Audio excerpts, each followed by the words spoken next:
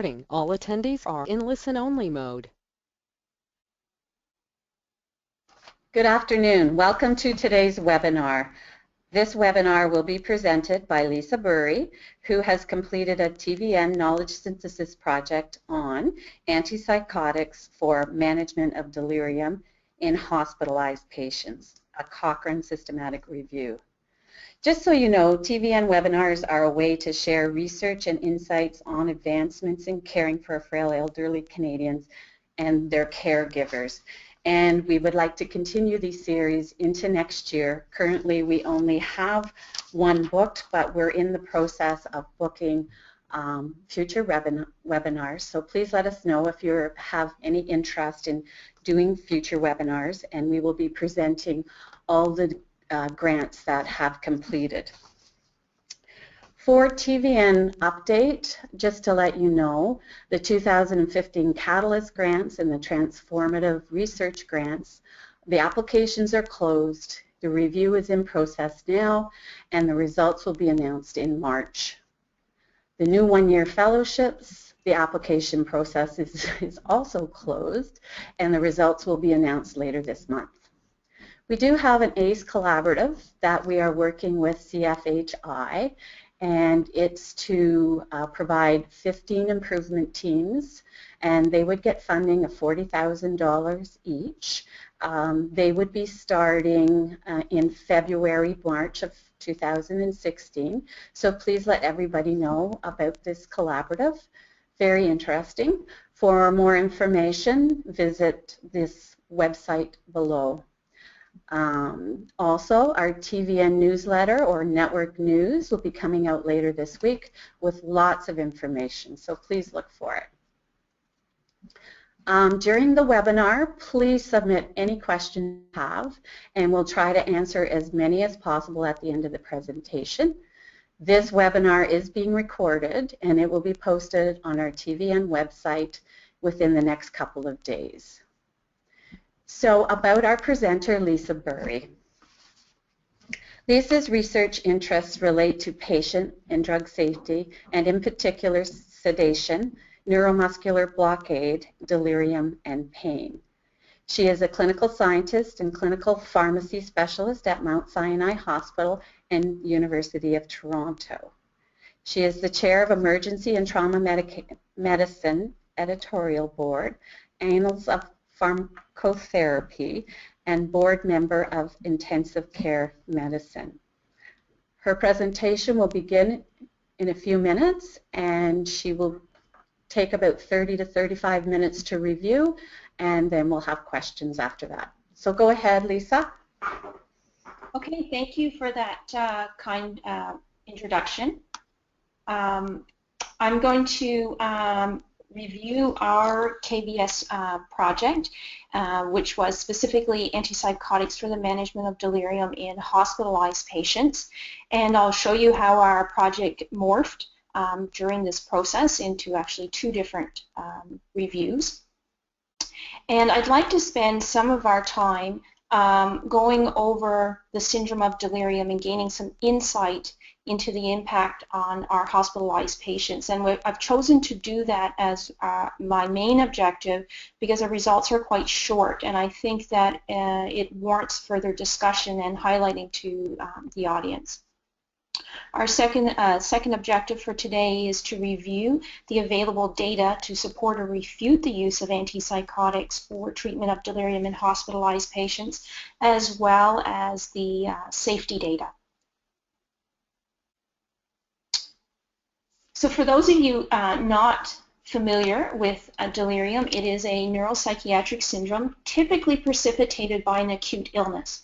So we commonly see it in hospitalized patients either post-op, new infection. In fact, we notice it commonly in our geriatric patients as maybe an onset of confusion before we even detect an infection. And it is quite common in our critically ill patients. There are core features outlined by the DSM. Those include disturbances of consciousness with a reduced ability to sustain or shift attention. So the patient has difficulty paying attention or maintaining attention or focusing. There's a change in cognition or development of a perceptual disturbance not better explained by a pre-existing condition. So this is not dementia. It is a new acute change. And there's disturbances develop over a short period of time of hours to days, and this fluctuates throughout the course of the day.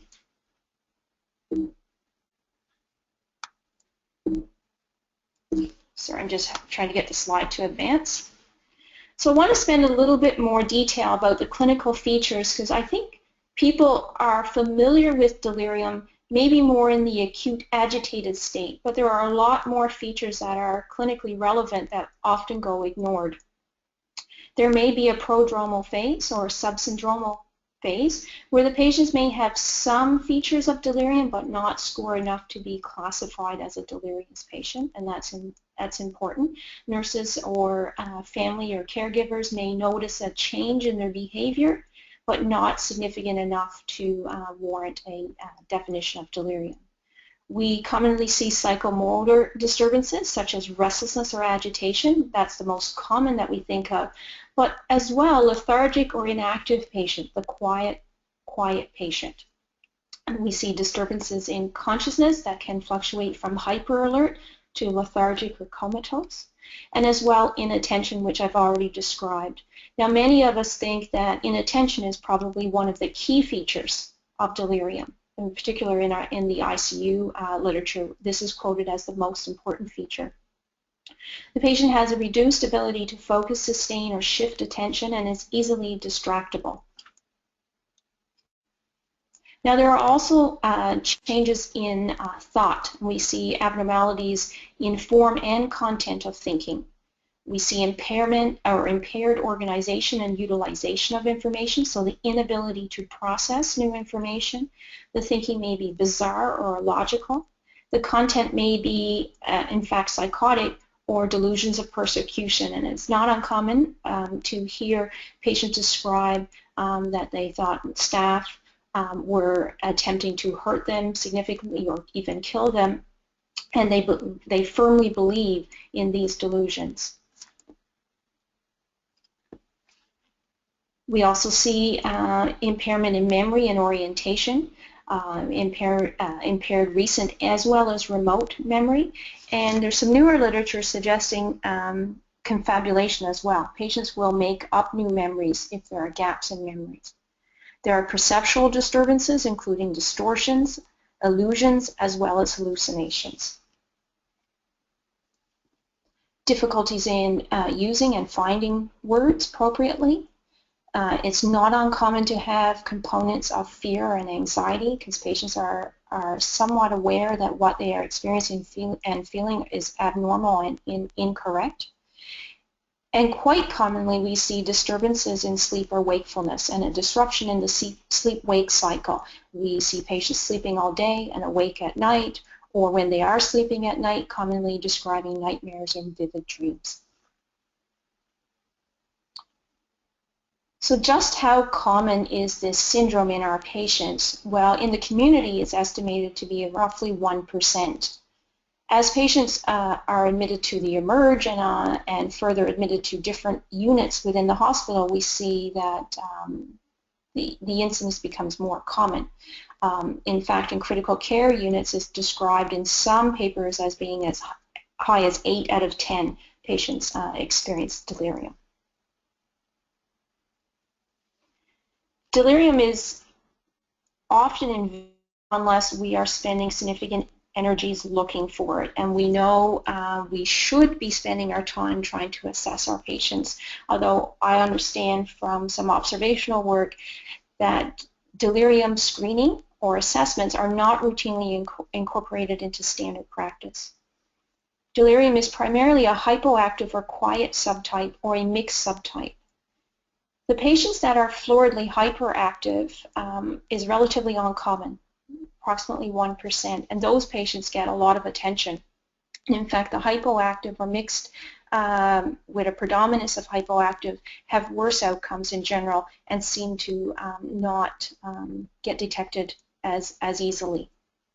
This hypoactive delirium is very common in our elderly population, and that warrants further investigation as well. The onset in general is about day 2, although it can be present in about a third of patients on admission to the hospital. And the natural course without intervention appears to be around four days or so for the duration. So what is the impact of delirium on our patients? And there are some great papers that have been published since 2000 looking at the outcomes of delirious patients compared to those who are similar but do not develop delirium. And we see an increased mortality. In fact, in the ICU literature, we see a 3-fold increase in ICU mortality at the 6-month mark. We see prolonged mechanical ventilation and length of stay. In terms of hospital duration, there's some striking papers that have established 10 extra days admitted to hospital compared to those who don't develop delirium.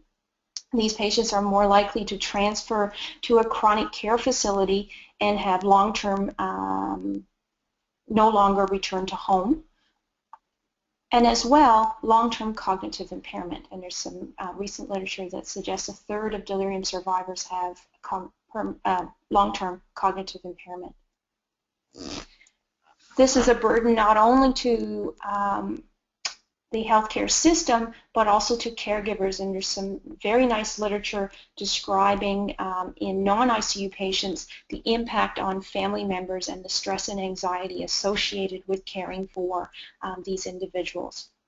And this costs to a society as a whole a significant amount of money. So the pathophysiology of delirium is actually quite complex and not fully understood, and you can see from this diagram this is not all-encompassing, but it's meant to show you the different pathways that may be involved. And this includes both activation and inhibition as well as withdrawal. The predominant theory at this point relates to neurotransmitter imbalance, primarily dopamine excess, which is where our project is focusing on, and acetylcholine depletion, although there's some newer literature coming out looking at serotonin and tryptophan. So what can we do for these patients? First-line treatment is identification and reversal of underlying medical and environmental causes. Attempt to figure out why this patient has symptoms of delirium. Is it electrolyte imbalance, new infection? Are there things that we can easily correct and reverse? There are great guidelines established, both UK, American, that suggest drug intervention is at the physician's discretion when non-drug methods have failed and behavioral symptoms pose a significant risk to the patient and staff. Possible interventions, they are encouraging the use of an antipsychotic, which is where our project fits. As well, there are other options that can be considered, such as alpha-2 agents, such as clonidine or dexmedetomidine, benzodiazepines, cholinesterase inhibitors, and opioids. And the opioid theory is that if pain is better managed, maybe the patient will be less delirious. It's important to note that no drug is currently approved for treatment of delirium. So no drug officially has an indication for treatment of delirium.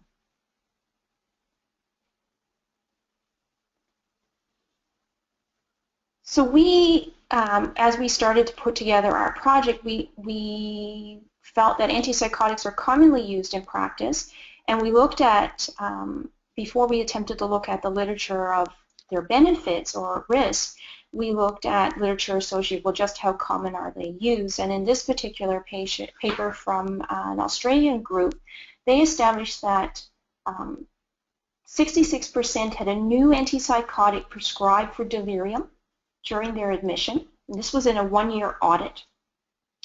43% were given 2 or more antipsychotics at one time.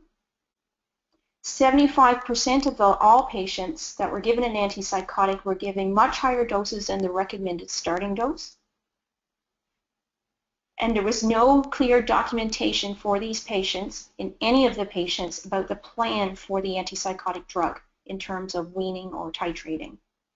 And interestingly, 40% of them also had a new sedative or benzodiazepine added as part of their strategy. And there are some other papers that show similarly that up to 80 and 90% of new onset delirium is managed with an antipsychotic at relatively high doses.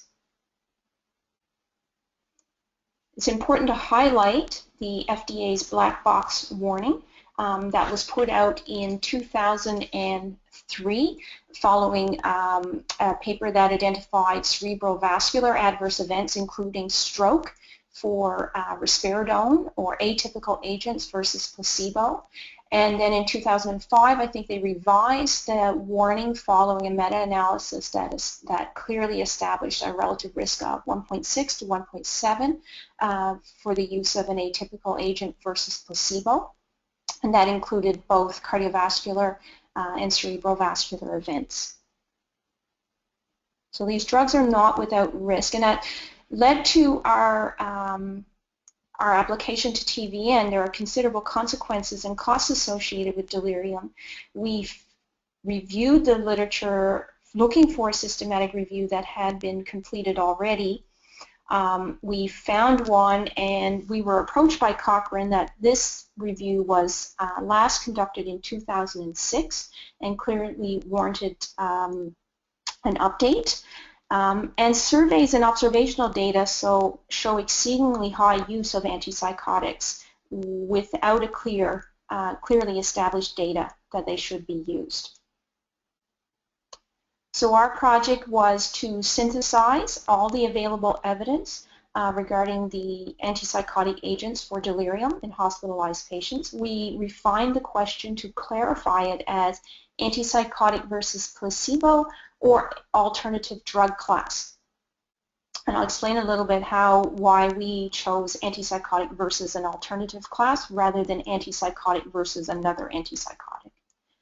We wanted to examine the types of and incidence of adverse effects, determine if age influences safety and efficacy, because we know our frail elderly may not respond to drug therapy in the same way, compare antipsychotics in terms of efficacy, so is an atypical, which is often quoted as a better alternative, is that true, and identify gaps for future research. I think we did objective number 5, probably the best. So the design of our systematic review, we were including randomized controlled trials. They could be quasi-randomized, or crossover design. It just had to be a randomized controlled trial. Our original search was for hospitalized patients, adults or children, in a non-psychiatric setting, and had to have a positive screen for delirium by a validated tool or defined high risk. Now, some of the ICU literature merges patients may have already confirmed delirium or be at very high risk, and they're co-enrolled into the same trial, so we would permit that. The intervention had to be an antipsychotic drug of any antipsychotic, and the comparator could be placebo, a non-antipsychotic drug, or even a non-pharmacologic treatment. Our concerned outcomes were duration of delirium, severity of symptoms, mortality, length of stay, adverse events, and we wanted to be able to describe the use of rescue medications such as benzodiazepines or other alternative strategies. I won't belabor the search strategies. Our highly qualified personnel, there was a med student and a PhD pharmacy student who participated with the design of the search with our librarian, and as well as the data extraction forums. We searched both the electronic literature as well as abstracts, and as well as other gray literature. So I just want to show our first results of our search, and then I'll explain how the search got modified. Our original search started with nearly 20,000 records, and filtering through, we had to exclude a number of trials because they were not of the correct intervention. The comparator was an alternative antipsychotic without a placebo group or another drug for comparison. and wrong population. We were left with 9 studies, much lower than we had anticipated, and in studies was a sub-analysis of one of the studies that was already presented, so we actually had 8. Now, we had started at the same time an alternative project because we knew the literature in critical care was much greater than in hospitalized patients, and we were working with Cochrane for a network meta-analysis, which means we are comparing any drug treatment in a network for critically ill. And we were about to submit our project when Cochrane, there are different divisions within Cochrane, felt that we couldn't have overlap with the populations in the question. So therefore, our current project had to be revised, and any ICU patient had to be excluded from this particular Cochrane analysis. So in version 2 of our search, we removed all the ICU patients, and they are in the subsequent review, network meta-analysis, and we were left with 5. We identified one new paper that was currently only in abstract form and is in review with a journal. We've been working with that author to get their results to incorporate into our study, so I have some of their results to include. Because our original project was to include critically ill, I'm going to show you the results with and without the ICU patients. So of all the trials, the AGAR paper is new. This one is not yet published, and it is in palliative care patients. The majority of trials had a placebo arm, you can see here, with the exception of Atlan's paper, which was compared to an opioid, and Braybart's paper in 1996, the first paper that became available that compared to a benzodiazepine. I'd like to highlight that one of the papers was terminated early because of the black box warning, and they stopped enrollment. Interesting to note that the majority of trials are actually relatively small and less than 250 patients. The majority are sitting around 30 to 75 patients. The risk of bias for our project looking at the hospitalized patients, non-ICU, that's going to be in the final report, have a lot of questionable potential areas of bias, and as such we need to consider that when we look at our results.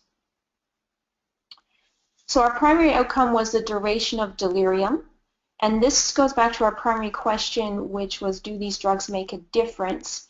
And we felt some literature has suggested the natural trajectory of delirium is to spontaneously recover, not really any differently than if we give a drug. So we thought this was the most important primary outcome. When we include all of the trials, including intensive care trials, we see essentially no effect. It may trend towards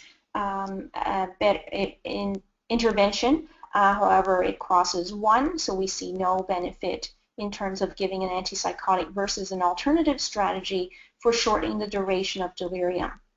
And those highlighted in red here, we have to remove the critical care patients, and now we're left with 1 trial reporting this outcome. So we are unable to pull any results. We have 4 trials that report on the severity of illness. The severity illness scales are not validated in critical care setting and are not applied there, so there's no results from the critical care patients to incorporate into this outcome. We are unable to pull the results for this outcome because there are different scales used and they're not necessarily translatable. I would like to highlight that we have 2 trials that show the Braybart as well as a Hugh paper that show a difference with the antipsychotic versus placebo in terms of impact on severity scale. So we see an improvement in the severity scale at either the 3-day or 7-day mark following the initiation of the antipsychotic. The Tahir paper showed that both quetiapine and placebo equally altered the severity scale. And the newest paper, which was only just released at the American Geriatric Society meeting in abstract form, showed the opposite, that antipsychotics had more symptoms in general than placebo, and significantly more symptoms. We saw no difference in the length of stay, whether we have the ICU patients involved, or we're left with one particular paper to look at that looks at length of stay, so we cannot pull results. Pulled results in mortality. I mean, this is a very small group of patients, but we don't see a difference. And in terms of dosing and rescue drugs, the drugs described are primarily titratable dosing, starting off with a relatively low dose and titrated to effect. And many of them permitted benzodiazepine exposure during the trial. So we have to question, because we see some literature that suggests benzodiazepines may actually increase or worsen delirium, and therefore we have to question the results of some of these trials. There's only enough data to pool for QT prolongation, and these are all ICU papers. This has not been well reported in the non-ICU papers, and we see no difference. And again, keep in mind the numbers are quite small. There was insufficient information to allow us to answer the subgroup question, which related to age, and we wanted to assess the effect of these drugs in the frail elderly, so either over 80 or 85, and there was insufficient information. So in summary, what can we take away from our review from this literature? At least 2/3 of our delirious patients in hospitals will receive an antipsychotic, whether they have some symptoms or severe symptoms. Yet remarkably small body of literature addressing this drug issue to support our actions. The fluctuating nature of delirium, the frequent occurrence of spontaneous recovery, whether we intervene or not, and the need to account for impact of medical treatments. So other things that we do, non-drug, that may help the patient in terms of resolution of delirium, make placebo-controlled studies essential in evaluating efficacy and safety. And we're seeing the newer studies are including placebo groups. And we are seeing in some of those trials less severe symptoms. And maybe we need to rethink the outcomes that we're including. However, we're still left with the challenge of managing delirium in our everyday practice. It's common, it's everywhere, and we're stuck trying to figure out how to help these patients. And it involves applying imperfect evidence and recognizing, I think we should spend significant time recognizing the potential adverse effects. Despite the fact it didn't come out clearly in our analysis of significant adverse effects, these trials are too small, and I think we still should look at the geriatric and dementia literature about the potential impact of these drugs. Considering that the population that we are studying in this analysis are even more frail and acutely ill. As a consequence, clinical practice continues to be guided by empirical knowledge and rather than well-designed efficacy studies. And I think there's our objective 5, which was to identify future objectives. We actually did that the best, and I think it's become clear to us what our next steps in terms of clinical trials needs to be. This project was meant to be a building block or stepping stone to establishing our research platform, and this has definitely generated where we want to move next.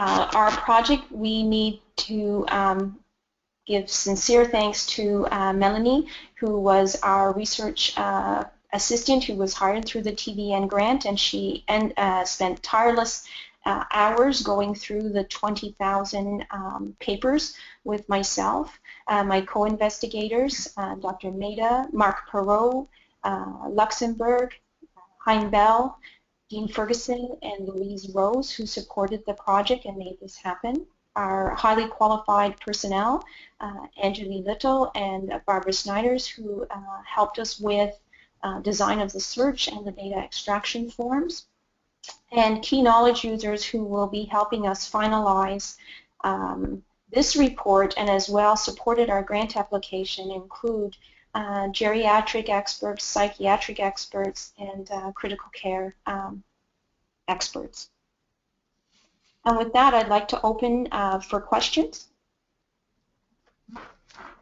Thank you, Lisa, for your great presentation. I do have both questions and comments that you may want to answer from our audience today. So one of our students actually was asking one of the first questions, and it says, do you know the reason for onset for delirium? In terms of reason, I'm assuming the question means the cause of delirium or the etiology. In fact, most of our patients, if we examine them, have multiple risks. And some patients may be, so to speak, prime, acutely ill with multiple comorbidities, may not tolerate a single insult, even a low-risk insult, and easily develop delirium, where less sick patients, less frail, less comorbidities may need multiple insults to develop delirium. So in a primed or, so to speak, acutely ill patient with multiple comorbidities, electrolyte deficiencies could easily trigger a delirious event. So it's primarily multifactorial. That would be the simplest answer. Okay. This is more of a comment, maybe looking for some input from yourself, is one of the issues in acute care is the way the pre-printed orders have been written. Although they're better more recently, they encourage assessment and some clinical criteria for use of antipsychotics, and I guess the comment is, are you noticing that that is happening, basically?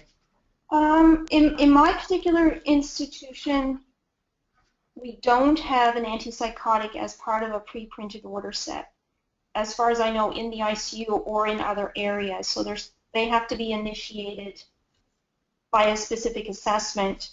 I think in my own practice in the ICU, I think we're using the antipsychotics less, whether it's because as a team we've reviewed both ICU and non-ICU patient data that's available, and we're really starting to question if these drugs have benefit, even like on a one-to-one basis, whether the results of this analysis show benefit or not. Even on a one-to-one basis, we're starting to question the benefit. So I think in general we're seeing some trend to use less of these agents, but I would think each institution, the patterns may be slightly different. Okay.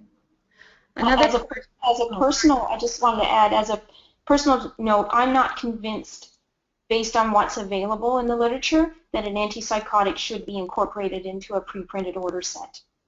My concern is that it would be too easily tick box, so to speak, and initiated, because if you follow the guidelines, which have reviewed the available evidence, they're suggested only to be used for the patient who has failed non-drug strategies and is at risk of harm to themselves or others. And I'm not sure pre-printed order necessarily falls into that, managing that well. Wow, that's a good answer, and it kind of follows to this question. I'm not sure what you would say on this, but which antipsychotic would you consider prescribing first, or is that dependent on the situation? Wow, that's a great question. I think the answer for me is it depends on the situation. I'm less than likely to initiate an antipsychotic unless the patient is floridly delirious, exhibiting behaviors that are harmful to themselves, or such severe agitation that it's interfering with either, my practice site is ICU, so it's either interfering with mechanical ventilation and bleeding, so we need better control of the situation. So I am picking based on personal preference. There's nothing that convinces me that one drug is better than another, so I may pick based on side effect profile and what other features, because some of these have more anticholinergic properties than others, therefore they're more sedating. Some are less sedating, so I would tend to pick based on that. If the patients are awake at night and combative, then I may look for one that has a little more sedating properties, such as quetiapine or Haldol or loxapine. And patients who are not necessarily having that issue, I may pick one of the other agents. So I couldn't say that I would pick one specifically over another. I think without sufficient evidence, you can pick based on the clinical scenario and the particular picture of this patient. What else are they on, and what is the symptoms that are most distressing? Okay, this kind of leads into this question. Proponents of use of antipsychotics talk about distress that a patient seems to demonstrate, often related to hallucinations and delusions. These may be areas for more specific outcomes to look at. So more so looking at a comment from you. I agree. I think there's much work to be done, I should say, in terms of even figuring out which outcomes are best to study. We saw a lot of heterogeneity in the outcomes that we reported, and I understand there are some groups in the UK looking at standardizing or suggesting standardized outcomes that should be reported. And Delirium is, I think, on one of their platforms to be addressed. So without a clear,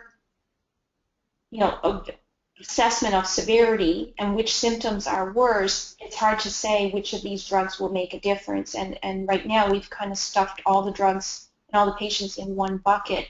But maybe there are a role where maybe we don't shorten the duration of delirium with these drugs, but we see less severe symptoms, and that may be just as important to us clinically or to our patients as the shorter course, if the patients can tolerate it. Okay. Another question is, can you identify any validated tools to screen for delirium? Yes, there are definitely validated tools. In critical care, we have the CAM ICU, which is out of the Vanderbilt University group, and there's a great website that you can download their materials and training modules. And at my particular site, we use the alternative. There are two tools that are so to speak, validated and endorsed by Critical Care Society, and the alternative is from the Montreal group or Johannes Strobig's group, which is the Intensive Care Unit Delirium Screening Checklist. Some of us just call it the Montreal Checklist for ease of wordage. We use that in our unit, and they are relatively easy to use after people are trained, and they take a few minutes to complete. In the non-ICU setting, I think the one that comes to mind would be the CAM, which is the original version that the CAM ICU was developed from. And there's lots of great literature about using that. I think ICUs have become a little more progressive about incorporating delirium screening into their standard practice. It's coming on the radar. I'm not sure, and I wasn't able to find a lot of literature to say how good are we at incorporating screening into non-ICU settings within the hospital. We've just recently completed a project supported by TVN for one of our summer students, looking at compliance with delirium screening within 24 hours of admission to hospital. as well as any time during hospitalization. And we looked at 4 separate areas. We looked at the critical care unit, the geriatric specialty unit or ACE unit, a general medicine ward, and an orthopedic ward. And so we are hoping to share those results soon. But we see that the critical care unit was more aggressive about screening for delirium than non-ICU areas. Okay. Here's a good question. Do we need a safer healthcare now delirium prevention bundle? Great question. I actually think Safer Healthcare Now is working on a delirium package. Okay. I'm pretty sure there is one. I'm not sure if it's specific to treatment or prevention. Even the prevention strategies are not clear yet as to which are the most successful. But I'm pretty sure Safer Healthcare Now has started or is in process with a delirium bundle. Okay. I can find out more about that, but I'm pretty sure that there's one available. Okay. And we can get that out to people as we're putting your presentation up on our website, even if you wanted to add it to your presentation. Okay. Okay. Here's kind of a question comment. Use of scales does not necessarily equal clinical significance, a real issue with psychiatric and cognitive scales. I think for my own practice, and I can only speak from the critical care setting, I have found that the use of tools with looking at the appropriate cutoffs have been useful for me in trying to determine if the patient is delirious or not. So that's my own personal take, that I have found them. I can't comment on the use in non-ICU patients because my experience has been with ICU patients. I've definitely found the tools useful. Okay. Here's a good question. I think you started to talk about this in your presentation a bit. Have you found a differentiation in any of the studies on patients with delirium complicated by an underlying dementia, and whether the use of antipsychotics are affecting this population differently? So that was actually one of our pre-planned subgroup analyses, was to pull out patients with dementia. There was insufficient information, and a lot of these trials are actually excluded. Interesting. So there are separate dementia papers, but where our question was specifically hospitalized patients with delirium, many of them excluded dementia patients. Okay. Was EPS a concern based on your review, and was it dependent upon agent used? We attempted to scroll through all the papers looking for extrapyramidal side effects. They were rarely reported. Okay. So based on what we saw, they were not a problem, and that did not come out, even in sufficient numbers to be able to pool. Okay. Here's a longer question. In our ICU, we screen every shift, but I think that hypoactive delirium is underscreened because we are happy that a patient is quiet. Does the long-term cognitive changes that a patient may develop vary depending upon the patient being hypo or hyperactive? That's a great question, and I fully agree that the quietly confused patient, we often like, and we probably shouldn't like it very much at all. The floridly agitated patient gets a lot of attention, and the hypoactive patient tends to not get as much attention as they probably should. That patient, we probably should be thinking about different strategies, although I don't have a lot of literature to support that.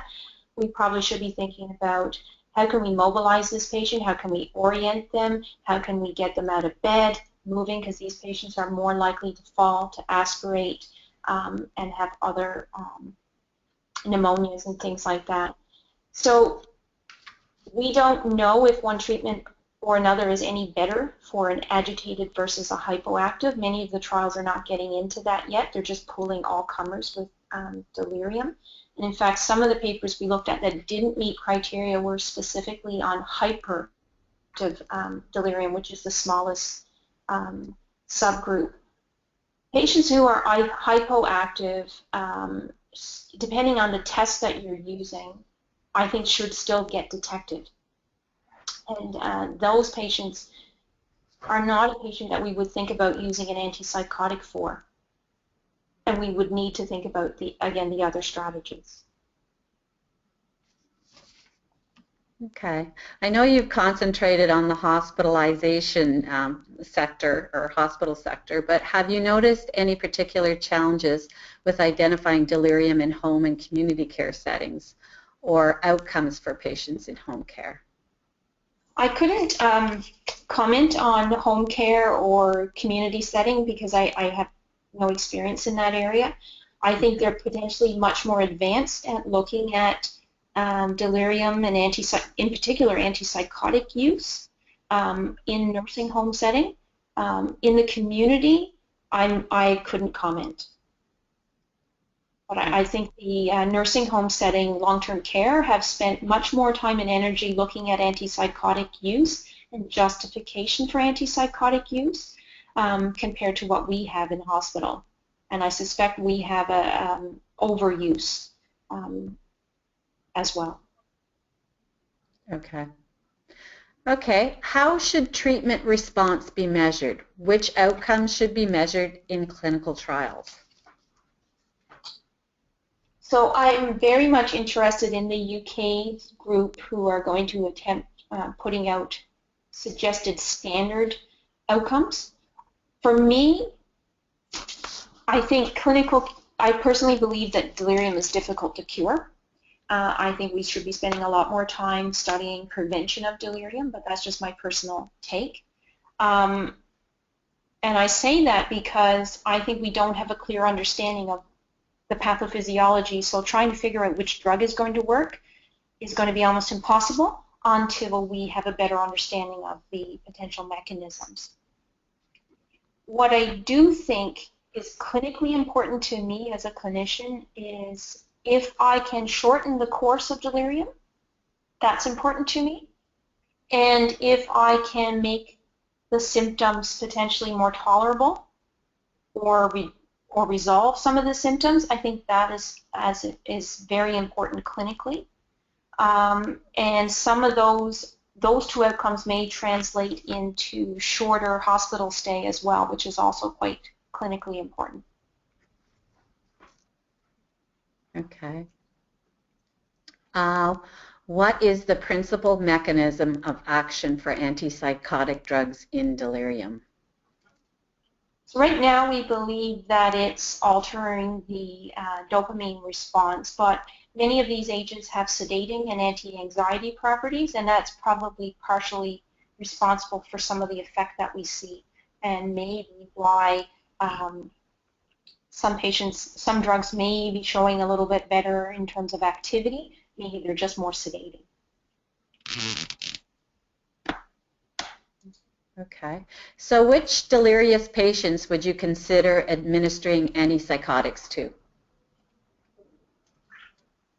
So if I have the choice to pick, and as a pharmacist, I'm generally not the one initiating the treatment. I may spend more time trying to stop the treatment. I prefer to use the agents when the patient has aggressive symptoms. Agitation that is either interfering with mechanical ventilation or patients trying to climb out of bed and potentially hurt themselves, or combative to staff or caregivers. So I prefer not to use these agents as much and to do non-drug strategies or other drugs that such as removal of agents that I think may be causing delirium. And I like to spend a portion of my time assessing drugs the drug regimen the patient is on to figure out what can I remove, what have we added that could be a trigger for delirium, such as benzodiazepines and other drugs, and what can I remove from this patient's protocol.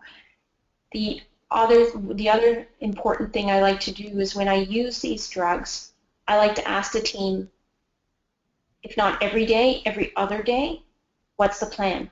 Are we able to stop? Are we able to reduce the dose and see if symptoms are better? And I think we need to spend a lot more energy when we are using these drugs about a clear plan for just how long these drugs are going to be given. And I'm concerned that a number of patients are discharged, not only out of ICU, but to home or long-term care on these agents. And we know when things are started in hospital, they're more difficult to be removed from profile later down the road. Okay, I think I have one or two more questions and then we'll have to wrap it up. One of the questions is, did your data demonstrate no difference in QTCs with intervention and control? Correct, there was no difference. There was no difference in the risk of prolonged QT interval, whether they had placebo or alternative drug or antipsychotic. There was no difference. But I think what's important to look at are the numbers are small. It's about 300 patients. Okay. So I think the last question today to wrap it up is, since the systematic review is inconclusive, what would your next steps as a researcher be? And I know you've alluded to a few as you've answered some of these questions today. So if we had endless funding and support, I think looking at, I would do two things. One, attempting to describe just how these drugs are used in practice, not single center. The paper I showed you was single center, describing that 2/3 or 90, another paper was 90%. They're all single center. And I would like to see more information about just how these drugs are used and for who specifically. And then I would design a placebo-controlled trial. And I think some things that need to be addressed in the trial include just exactly when the antipsychotic should be initiated. And I think there needs to be clearer inclusion-exclusion criteria. And that's where I would pursue. My next step would be a randomized trial. Okay, that sounds great. And maybe you'll be doing that at TVN. Hope so. So thank you, Lisa. That was a wonderful presentation, and the questions were great today. I just want to go through a few housekeeping things. There will be a survey that will pop up in the next little bit, and we welcome your feedback so that we can improve our webinar series. And as you see, here's our next upcoming webinar, and they are on our website, so we should have a new slew of them shortly, as a lot of our projects are coming to fruition, and many investigators will want to share their results. So again, I have to say thank you for attending. Thanks, Lisa, for giving such a great presentation, and we look forward to all of you joining our next webinar, and we'll sign off. Thank you. Again, it will be posted later, either today or tomorrow, and so will the PowerPoint. So thank you. Have a good afternoon. Bye-bye.